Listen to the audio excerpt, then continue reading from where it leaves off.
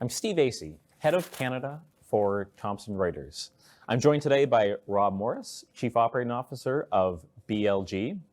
BLG is one of Canada's largest law firms with over 800 lawyers and 1,000 legal professionals in 5 offices across the country. The firm provides legal services in both English and French and serves both civil and common law legal systems. Rob, thanks for joining me today. Well, thank you, Steve. I'm very happy to be here. Yeah, so BLG is about to celebrate its 200th anniversary of at least one of its predecessor law firms.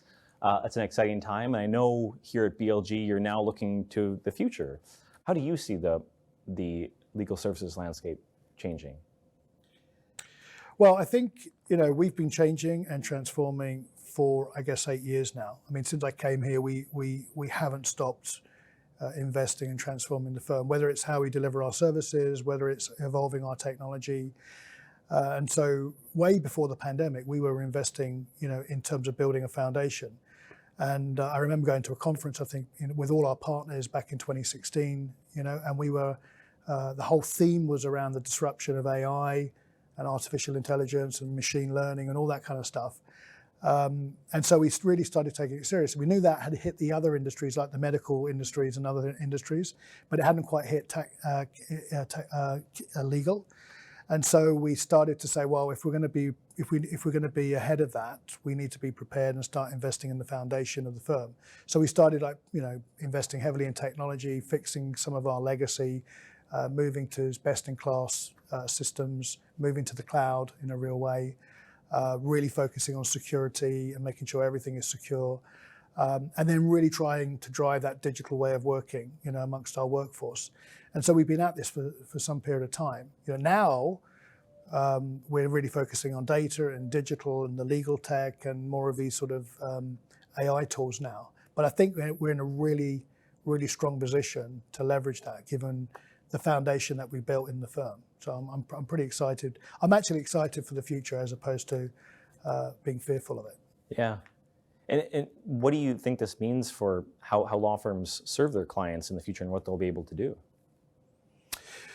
Well, it's funny, when I look back at that conference and one of the keynote speakers said, is it going to be a 2+2 event or is it a 2-2 event? Is it going to be sort of, okay, we're going to lose work, or are we going to sort of grow our business in a different way?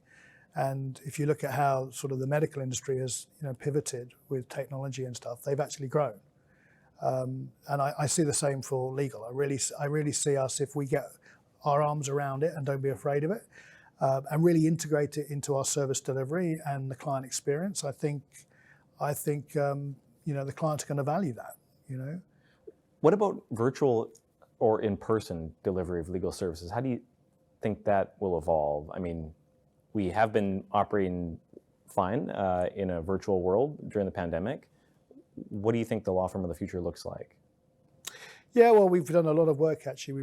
We call it the future of work, and we've been working on a big program of work around that, whether it's the real estate or how we connect with each other and how our culture is going to evolve in this sort of new tomorrow.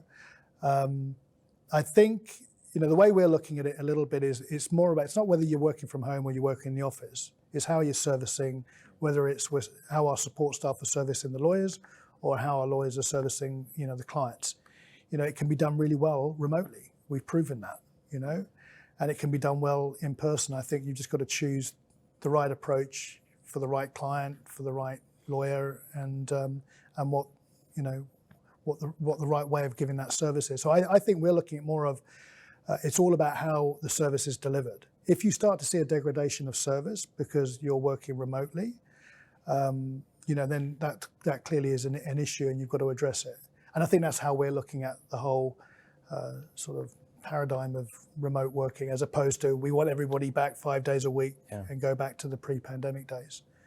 I want to unpack the delivery of legal services a bit, because from my standpoint at least, I think BLG is pretty innovative in the way that it considers delivering legal services and the types of fee models that you come up with sometimes. I was recently speaking with one of your managing partners and clients about a unique flat fee agreement they have that's also has a performance-based bonus element. And I know that you have teams like BLG Beyond that where you can really outsource legal services. You've got project managers who kind of manage that whole process. Yep. Talk to us a bit about that kind of disaggregation of legal services and how the project manager here at BLG can really work across all the different service providers in the firm, and how you see that evolving into the future.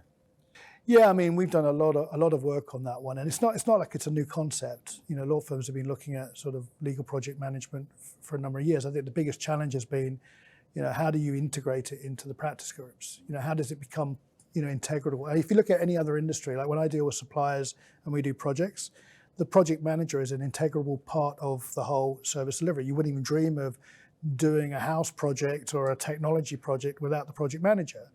And yet it seems to be a sort of an orphaned role that hasn't quite been integrated into the legal process. So what we've been doubling down on is really making sure it's done by professionals in the practices. So we have a number of paraprofessionals now who are LPM trained. We've been training them up to be qualified in LPM because they know the practices, they know the lawyers, they know the clients, they know how the legal work has to be done. And so we've done a lot of work on that sort of integration and making that work. I think the other approach is it's not a one size fits all. So you could have, and I think that's where things have gone wrong before. So someone applies a very sort of heavy project management process on everything. And we know full well from, you know, doing any type of project, some needs a bit of a light touch, some things need more of a heavy touch. And so what we've tried to do is sort of come up with a number of different models. One could be a very heavy touch where it's very heavy project management because it's a big project with multiple parties and stakeholders, and it has tight deadlines to meet and tight budgets. Another could be a big portfolio. So they might be small projects, but a lot of them. You know, so we have some practices that have large portfolios for particular clients where the client wants to have really a portfolio type management approach. Some is more just automation is required. We need to have large volume, but not with one client. So lots of clients and lots of matters. And so that requires a different support model as well. So that needs a lot more tech and sort of, I call it the booking.com approach, where we don't have the manpower to sort of do that kind of process. So we have to sort of automate some of the sort of intake and running of those processes. So I think what we're trying to do, it's not a one size fits all. It can't be the big heavy project management. Sometimes we need to have a lightweight approach to it. And of course, you've got to integrate it. The lawyer's got to embrace that kind of support. The client has to embrace that kind of model. And of course, you have the right individual that can do that kind of job, you know? And that's what I kind of think we've been working on. Yeah, so are your lawyers pushing more and more work that they don't have to do themselves to your... To a degree. I mean, we've had success, and we're probably at the early stage of sort of rolling it out and sort of putting it on steroids. We're sort of slowly, the way we do it is it's more of an opt-in at the moment. We don't sort of mandate it. You know, it's either the client's asking for it or the lawyer's asking for it, or we see that practice or that individual could do with that kind of support. So that's kind of how we've been approaching where to sort of deploy those resources. I mean, I was working last week with a particular client who said we want more of that sort of project management and price certainty and that kind of reporting. So we just deployed a project manager onto that matter with the matter team, and everyone's over the moon. And then we have a lawyer who says, I need someone to help me with this. And of course, then we put that person on there. Or I might see there's a problem and we need a bit more project management rigor. So we sort of apply those things where we see the practice needs that kind of support, you know. But I think it's a journey we're on right now to sort of drive the adoption. One topic that the legal industry is talking about right now is upskilling lawyers, paraprofessionals, everyone for this new technological revolution that we have coming. How important is digital fluency here at BLG, and how do you think about upskilling your entire staff? Yeah, well, I think we've been doing it a long way. I mean, a couple of things we do. When I first arrived, we used to have, for example, we had a training, a very traditional training team. We'd teach traditional kind of Microsoft, you know, applications and everything else. And we came to the conclusion, well, that's a little bit old school now, and we need to start pivoting to more sophisticated technologies and getting everybody more fluent on using this technology. So we actually moved our trainers into our knowledge and innovation group because they're much closer to the lawyers. And by doing that, they were able to sort of understand how the lawyers practice, all the paraprofessionals practice, all the legal assistants, etc., and the list goes on. And so that's been, I think that's been a bit of a game changer because you're bringing, I guess, IT closer to the business of law. And before they used to be a little bit of a back office and sort of tucked away somewhere. And now we've been sort of bridging IT with our lawyers way more. We have field service walking around, we have floor walkers, we have people walking in and doing drop-ins to help people use the technology. We've even got a dashboard now which shows adoption and who's like a scorecard, who's using it, who's not using it, creating some peer pressure. And then we have success stories of how the technology has helped, enable a change. So we've got a number, it's not just training, it's a number of things. The pandemic helped, of course, because some things which weren't getting the high adoption that we were hoping for, there was no choice but to use it. For example, our electronic billing solution or our e-signature solution. Before it had sort of low adoption rates or a mixed usage, and literally overnight the adoptions went to 100%.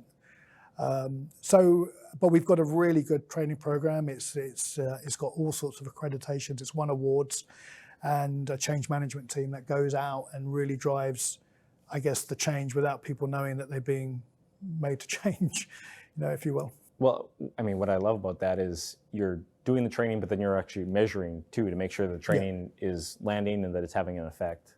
And I think a lot of people forget, because I'm a bit of a, where's the return on investment? So I know that about you.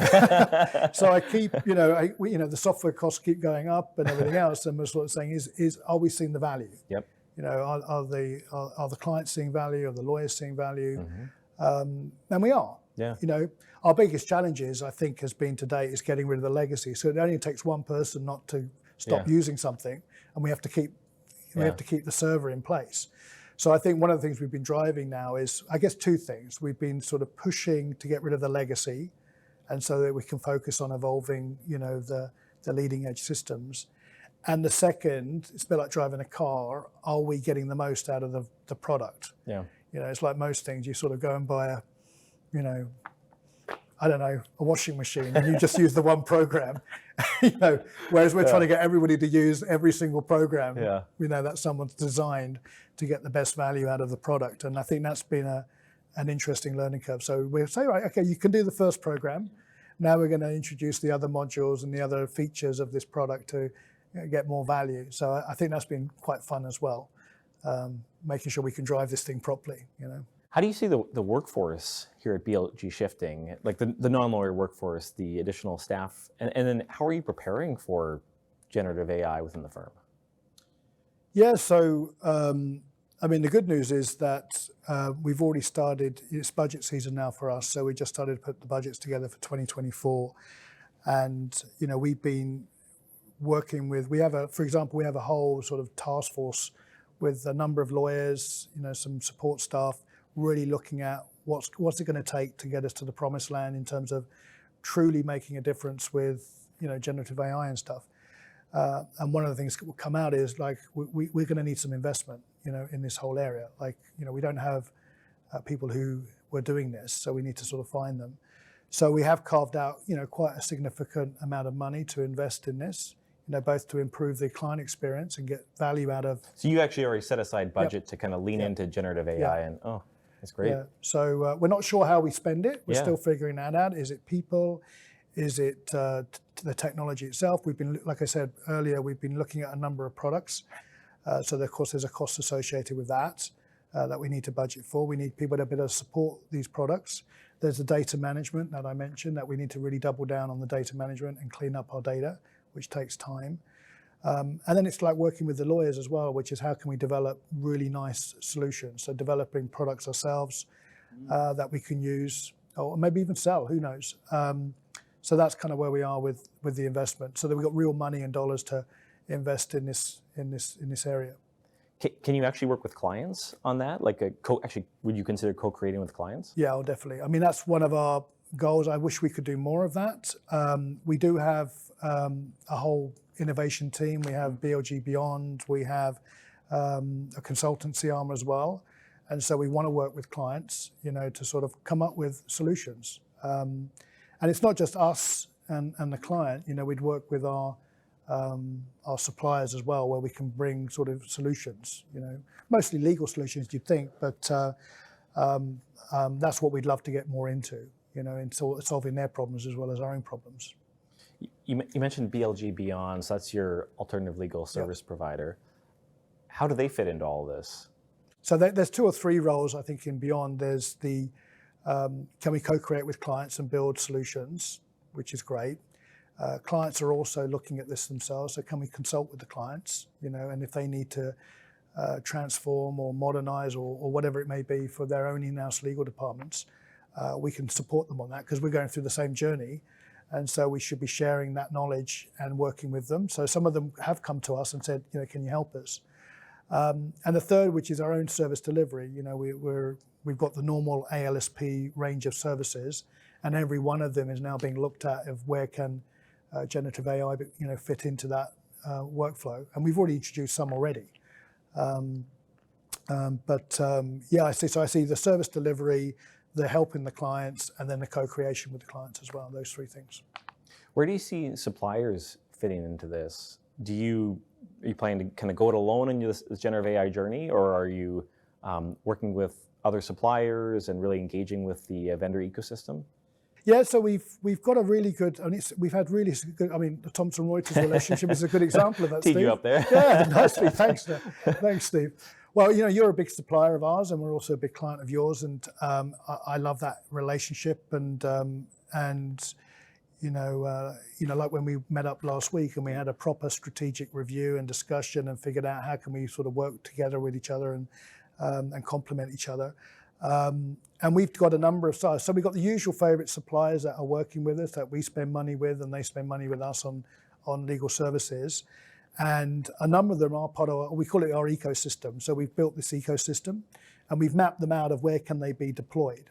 And the idea is that when we get a client who says to us, hey, I need a solution, we're not sort of running back and sort of trying to figure it out on the fly. We have a partner who can come in and help, and the relationships are already established.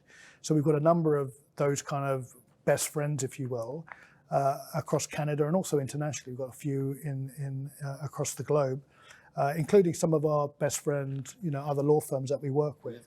So it works really well, and every time we have an opportunity that comes along, we try and pull this together. So to answer your question, we're not trying to go it alone because we don't think we can. So I think we need to bring a number of people to the party, to provide a solution to a client or ourselves. Makes sense. Yeah. So what would your ask be of your clients? I think our biggest challenge is that we're not getting in front of the clients to have these kind of conversations. So my biggest ask would be like, bring us to the party. We had our meeting last week, Steve, where you brought a number of your key stakeholders, people in significant roles across your C-suite, and then we did the same, and we had a really, really good conversation. We talked about strategy, account management, service levels, co-creation, how can we partner, how can we sort of share, how we can even market together. And, imagine if we could do that for all of our key relationships, because I think we've got so much to offer. So that would be my big ask. Bring us to the party and let others, come to the table. Yeah. Explore, see what more you can do together. Yeah, because often when you just have a one-to-one relationship, it's typically you're going to talk about the issue at hand. You're not going to talk much more. Whereas if you bring others along, you're going to get different insights, different opportunities. And that's where you see, innovation at its core. Everyone starts coming up with ideas and opportunities, and you grow the relationship, So that's, and I saw it firsthand with Thomson Reuters and BLG. But I see it every time we bring more people to the table and we have those kind of conversations. It's amazing what comes out in terms of opportunity. And like that meeting last week, different roles, right? Technology people from both sides, innovation people from both sides, knowledge leaders from both sides, business people from both sides. Exactly, and it's not always, you can talk about the friction points. When you've got a really strong relationship, you can pretty much talk about anything. You can say, well, this isn't working, and then you address it, and this is really working well, and let's replicate this elsewhere, and then there's opportunities and where we can grow together, and and it just works well. But I think the missing link is often those relationships are one-to-one. They're not one-to-many or many-to-many. And I think, if we can get more people, I think some of the suppliers are really good at that. When I deal with suppliers and they come and meet me, there's often at least 3 or 4 on the other side. Whether it's the person managing the relationship, whether it's the executive, whether it's the subject matter experts, but they bring different insights to that particular meeting, and it becomes a much more fruitful meeting. So that would be my ask. So a two-parter as we close out here. One, how do you see generative AI changing what lawyers do on a daily basis? And then two, because you're someone who thinks a lot about ROI, I'm curious how you've thought about how that might drive ROI for your clients. Like what benefits do you think BLG will be able to deliver to its clients because it is making these investments in generative AI and large language models and applying that to legal work? Yeah, I think the joy is, we've been reviewing a number of products on the market right now. You could argue they're in their infancy. There's a lot of stuff that promises a lot, and then when we start looking under the hood, it's not quite what we thought. So I think it's quite early days. I think there was a lot of hype, a few months ago, but we're starting to sort of say, okay, this is really a tool. It's not the sort of 2 - 2 or 2 + 2 event. And so it's now, how do we integrate that tool into our sort of business delivery? And there will be benefits to the client. It's going to be speed, it could be quality, it could be pricing, and so we see a lot of that value. But the value is not just on that, it's also how we deliver the product. Can we add more services around this kind of product? Can we do more business advice, not just legal advice? So there's a number of things we're really figuring out on that side. On the sort of support side, we are looking at whether it can, we're really focusing on data right now because we think that the biggest solution we have or feature is going to be like that data suddenly become even more important than ever now. So I think the investment we're now doing is on our data and really making sure that data is tagged and it's put in the systems correctly. Because when we finally put something over the top to try and get the data out, whether it's providing an internal service like, business intelligence around our clients, or whether it's providing a service to a back office function, it's all going to come down to the data. And so that's where we're sort of investing. We see lots of value of investing, and then I'm sure those processes will provide better value and more efficiencies in some cases. I 100% agree with you. You can put a large language model wrapper around anything and make it sound okay, but the real value is going to come from putting it around a large, accurate data set. And we've got so much data. When you look at the data we've been accumulating, and we haven't even scratched the surface on that. And what insights will that provide to the client? In terms of whether it's case law, whether it's how the file's going to evolve, whether it's other types of business intelligence to help the client make decisions. And likewise, internally, what does it tell us about ourselves and the clients and the market and everything else? So I see huge value. We've been pushing for business intelligence in the traditional way, but I see if we can clean the data up and make sure it's looked after, and then put the models over the top, I think it's going to have huge value for us. Well, the firm has been around for 200 years. It seems like it's very well positioned for the next 200. Exciting. Yeah. Thanks, Rob. Thank you very much, Steve. Yeah. Look forward to working with you. Likewise.